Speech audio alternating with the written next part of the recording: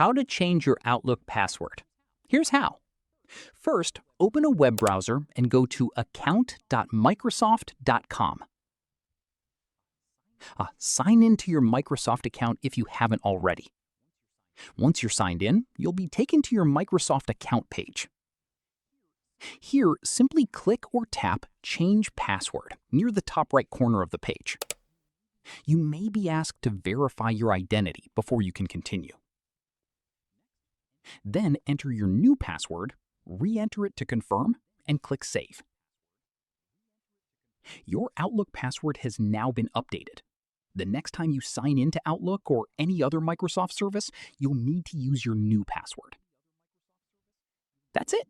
You've successfully changed your Outlook password. If this tutorial helped you, hit the like button, subscribe for more quick and easy Outlook and Microsoft tutorials, and I'll see you in the next one.